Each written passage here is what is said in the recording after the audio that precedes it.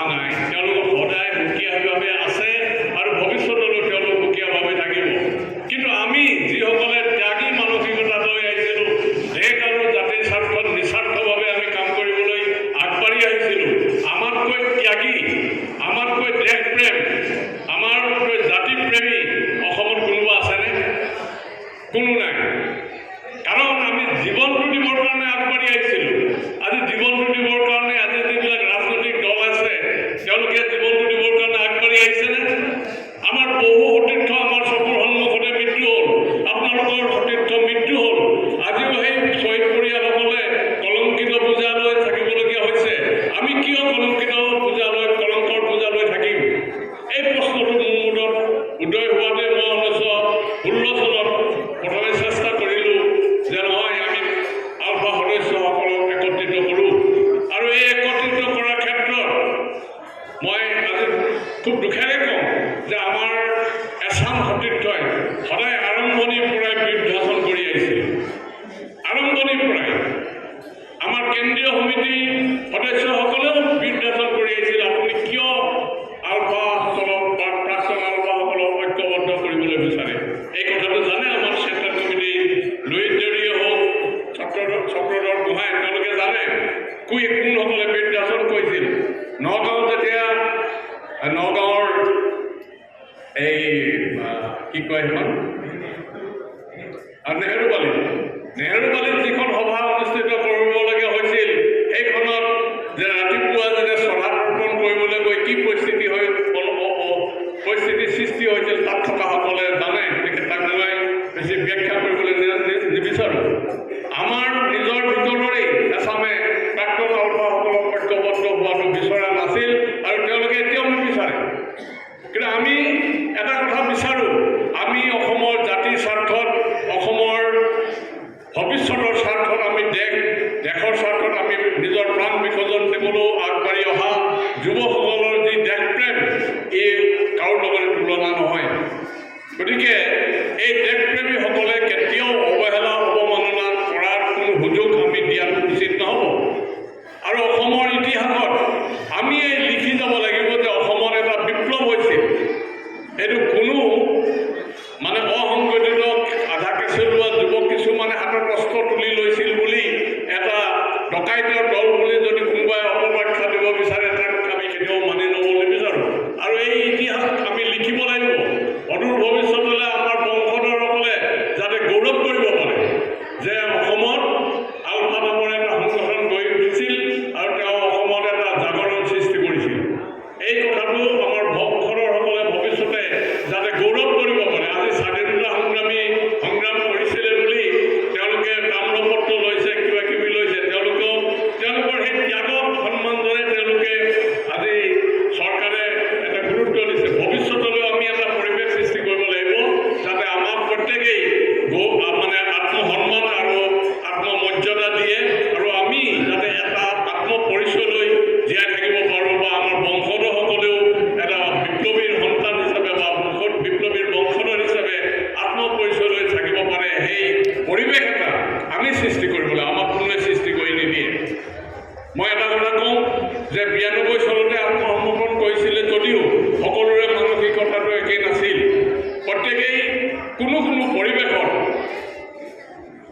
পৰিৱেশত পৰি পেলাই আত্মসমৰ্পণ কৰিবলৈ বাধ্য হৈছিল। সকলোকে কেতিয়াও মই একে ঠাইতে পেলাবলৈ নিবিচাৰোঁ।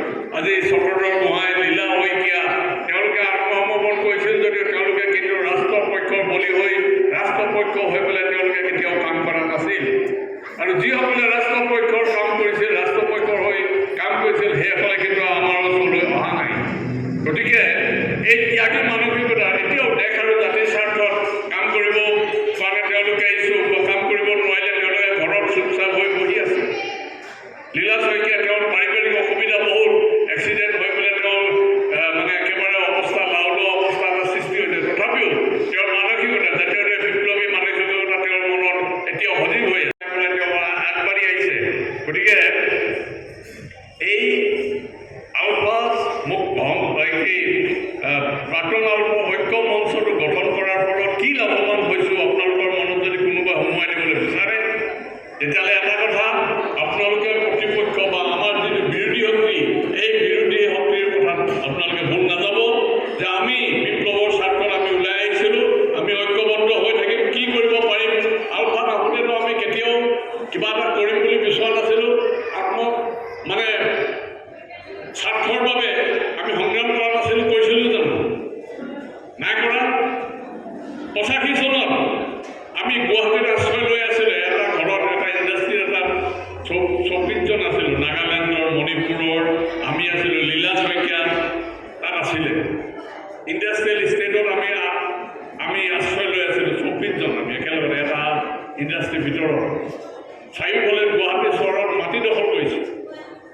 লীলা শইকীয়াই মোক কৈছে যে ছাৰ এই দেখোন মাটি দখল কৰিছে, আমি আমাৰ কাষতেই আমি য'ত আশ্ৰয় লৈ আছোঁ তাৰ কাষতেই বহু ডাঙৰ এটা এৰিয়া আছিল, প্লট এটা আছে, বৰ ডাঙৰ এটা প্লট আছিল। এই কৈছে এইটোতে দখল কৰোঁ।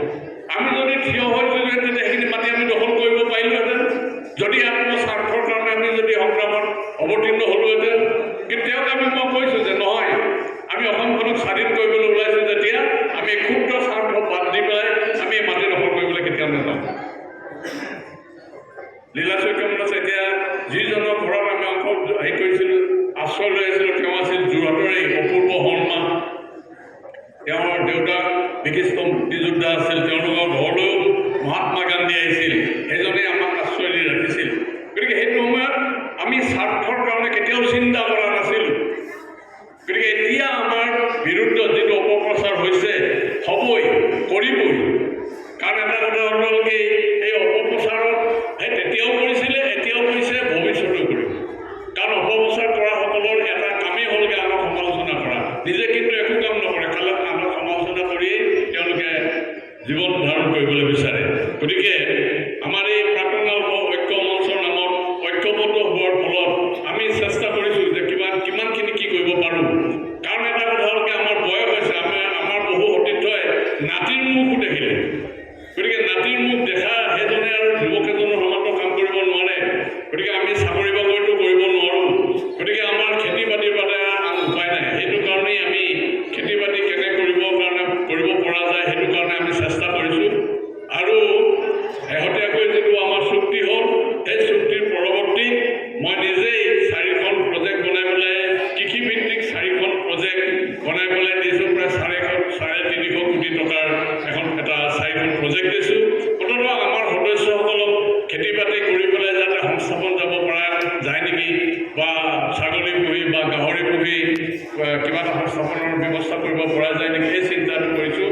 আৰু এতিয়া নাজানো, চৰকাৰে আমাক চুক্তিত ক'লে 3000 কোটি টকা চেণ্ট্ৰেল কেন্দ্ৰীয় পুঁজিৰ পৰা আৰু 2000 কোটি টকা অসম চৰকাৰৰ পৰা দিব বুলি আমি কৈছোঁ সেইদিনা, যে যেতিয়া কেন্দ্ৰীয় গৃহ সচিবৰ হাতত মই যেতিয়া চুক্তিক এই খচৰাকেইখন কি বোলে এই আঁচনিকেইখন যেতিয়া দেখিছিলোঁ, প্ৰজেক্টকেইটা যেতিয়া দিছিলোঁ, তেওঁ কৈছে যে যেতিয়া এই টকাটো ক'ৰ পৰা পোৱা যাব 350 কোটি টকা, তেতিয়া আমাৰ ADGP হীৰেন্দ্ৰনাথ ডাঙৰীয়াই কৈছে নহয়, আলফা চুক্তিৰ 6 নং দফাত এটা কথা উল্লেখ আছে যে সদস্যসকলৰ পুনঃ সংস্থাপনৰ ক্ষেত্ৰত এই টকা এই ফাণ্ডৰ পৰা দিয়া যায়।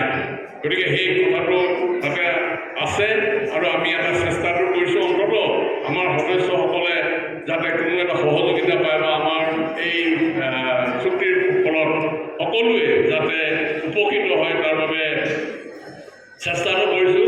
একেবাৰে চেষ্টা নকৰা নহয়। গতিকে সেইটো কোনোবাই যদি আমাৰ বিৰুদ্ধত অপপ্ৰচাৰ কৰিছে, কৰিবই। কাৰণ আমাৰো প্ৰতিপক্ষ এটা আছে, তেওঁলোকৰ এটা কথা, আপোনালোকৰ এই গোলাঘাট জিলাৰেই মই এতিয়া এটা কথা চিধাই কওঁ যে প্ৰাক্তন আলফা সমন্বয়ৰক্ষী সমিতি এটা আছে, আগৰ পৰাই আছে। তেওঁলোকে কি কাম কৰি আছে? তেওঁলোকে বিভিন্ন আঁচনি দিম বুলি কৈ পেলাইতো সদস্যসকলৰ পৰা টকা পইচা লৈয়ে তেওঁলোকে চলি আছে। তেওঁলোকে আমাৰ বিৰুদ্ধত অপপ্ৰচাৰ কৰে। আপোনালোকৰ গোলাঘাট জিলাৰেই কি নাম, কি সিং আছিলে, অমৰ সিং, এই কেইদিনমান আগে 3-4 মাহমান হ'ল চাগে, মই অমৰ সিঙক সেই তাহানিতে লগ পাইছিলোঁ নে নাপাইছিলোঁ মই ইমান এটা মনতো নাই, কাৰণ শিবিৰতো মই বৰ বেছি দিন নাছিলোঁ। গতিকে মোক কোনোবা এজনে ক'লে, মীনা হাজৰিকাই ফোন কৰি ক'লে, ছাৰ অমৰ সিঙক এৰেষ্ট কৰি লৈ আহিছে, মানে তাক CBI লৈ আহিছে, CBI কোৰ্টত হাজিৰ কৰাব চাগে। তাৰপিছতে মই যেতিয়া কিবা এখন মিটিং আছিলে, আমাৰ খিলঞ্জীয়া মঞ্চৰ মিটিং এখন আছিলে, মই তেতিয়া লগে লগে মোৰ ড্ৰাইভাৰটোক ক'লোঁ, এই গাড়ীখন নুঘূৰাবি, মোৰ চিধা লৈ কোৰ্টলৈ গ'ল। মই চিধা কোৰ্টলৈ গৈছোঁ। ফোনটো পায়ে মই লগে লগে কোৰ্টলৈ গৈছোঁ। CBI কোৰ্টলৈ গৈ অমৰ সিঙক পাইছোঁ। তেওঁলোকে জামিনদাৰ নাই, পইচা লাগে, পইচা নহ'লে মানে জামিন কৰাব নোৱাৰে, তাক নহ'লে মানে জেলত সোমোৱাই দিয়ে। মই তেতিয়া লগে লগে মোৰ হাততো পইচা নাছিলে, কেইটকামান আছিলে, গোটাই মেলি যিখিনি টকা দৰকাৰ সেই টকাখিনি মই দিছোঁ। কিন্তু তেওঁকতো এই সমন্বয় পৰিষদে নাহিলে, এই সমন্বয় পৰিষদে মোৰ বিৰুদ্ধে সদায় গালি দি থাকে। তেওঁলোকে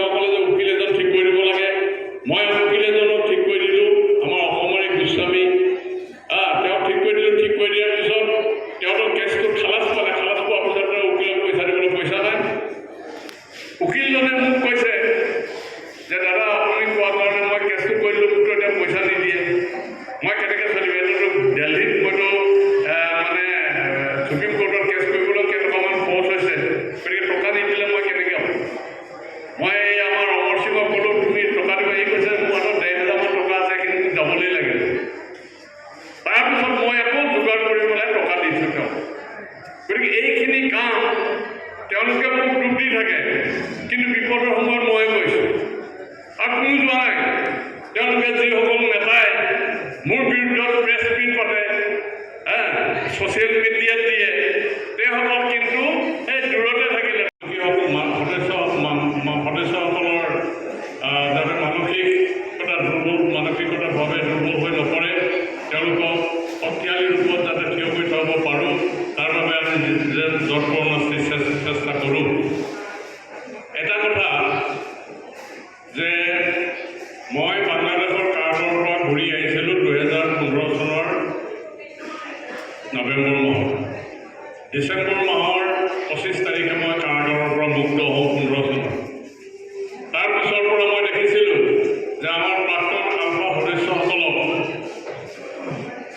যিদৰে আত্মসন্মান লৈ জীয়াই থকাৰ প্ৰয়োজন আছিল, সেই আত্মসন্মানটো তেওঁলোকৰ যাতে লুপ্ত হৈ গৈছে। সমাজত আমাৰ আলফা সদস্যসকলক প্ৰাক্তনসকলৰ প্ৰতি ইটিকিং, বিদ্ৰোহ আৰু অৱহেলা, বঞ্চনাৰ শিকাৰ হ'বলগীয়া হৈছিল। আনকি আমাৰ শ্বহীদ পৰিয়ালসকলেও এই সমাজত অৱহেলিত হোৱাৰ পৰা বিৰত নাছিল। শ্বহীদ পৰিয়ালসকলেও, মই এতিয়াও মনত আছে, বৰপেটাত এখন সভা মই কৰিবলৈ গৈছিলোঁ। শ্বহীদ পৰিয়ালে তেওঁলোকে তেওঁৰ ভাতৃয়ে কান্দি কান্দি মোক কৈছিল যে দাদা চব যে আমি আপোনাক ছাপোৰ্ট কৰিছিলোঁ, কিন্তু আমি একেবাৰে ভিক্ষাৰী নাছিলোঁ। আমাৰ সংসাৰ চলিবৰ পৰা এটা অৱস্থা আমাৰ আছিল। দাদা ঢুকাই গ'ল, কিন্তু আমি এতিয়া কলংকৰ বোজা লৈ পেলাই আমি বসবাস কৰিবলগীয়া হৈছে সমাজত। আমি আজি এটা ঘৰ এটা মই বনাবলৈ লৈছোঁ।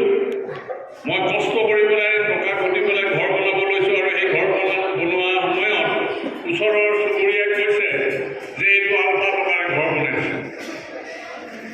এই এটা কলংক আমাৰ আলফা সদস্যসকলৰ মাজত আছিল আৰু বৰ্তমানেও আছে। বহুতে ভাবে যে অনুচ্ছেদৰ বহুত টকা আছে, বহুত টকা চৰকাৰৰ পৰা পাইছে, বহুত টকা আলফাৰ জমাৰ পৰা তেওঁ লৈ আহিছে। আৰু মই 18 বছৰ বাংলাদেশৰ কাৰাগাৰত থাকিলোঁ। বাংলাদেশৰ কাৰাগাৰত যি কষ্টৰ মাজত আছিলোঁ, সেইখিনি মই প্ৰকাশ কৰিবলৈ নাযাওঁ, কিন্তু কথাটো হ'ল কি, তাক কোনে টকা দিব? 18টা বছৰ যদি মই ক'ৰবাত পুতিও থৈছিলোঁ, সেই টকাটো নষ্ট হৈ গৈছে। গতিকে মানুহে এনেই কলংকৰ বোজা এটা দিব বিচাৰে। আমাৰ যিসকল কৰ্তৃপক্ষ খুব শক্তিশালী আছিল, ৰাষ্ট্ৰপক্ষই আমাৰ বিৰুদ্ধত এই সময়ত অপপ্ৰচাৰ কৰিছিল, আৰু ৰাষ্ট্ৰই অপপ্ৰচাৰ কৰাৰ বাবেই জনসাধাৰণৰ মনত আলফাৰ প্ৰতি এটা বিৰূপ ভাৱ সৃষ্টি হৈছিল। আমি এবাৰ খোজকাঢ়ি গৈছিলোঁ গুৱাহাটী চহৰত। আমি 6-7জনমান ল'ৰা, মীনা হাজৰিকা, মই, ৰাজীৱ বৰাকে আদি কৰি আমি কিছু, তেতিয়া আমাক ৰাস্তাত যাওঁতে আমাক ইটিকিং কৰিছিল যে কেইটা চাল ভাগ হৈছে। গতিকে এই কলংক আমাৰ মূৰত যিটো এটা পৰিকল্পিতভাৱে জাপি দিবলৈ বিচৰা হ'ল, এই কলংক লৈ পেলাই আমি কেতিয়াও থাকিব নোৱাৰোঁ। মোৰ পুত্ৰ, মোৰ সন্তানে, মোৰ ভৱিষ্যতৰ বংশধৰে এই কলংকৰ বোজা লৈ কেতিয়াও থাকিবলগীয়া কাম আমি কৰা নাই। আমি এতিয়াও দেশ আৰু জাতিৰ স্বাৰ্থ যি পাৰোঁ কৰিবলৈ চেষ্টা কৰিছোঁ। যিকোনো খবৰৰ বাবে যোগাযোগ কৰক 7099017330, লগতে 7099017110 নম্বৰত।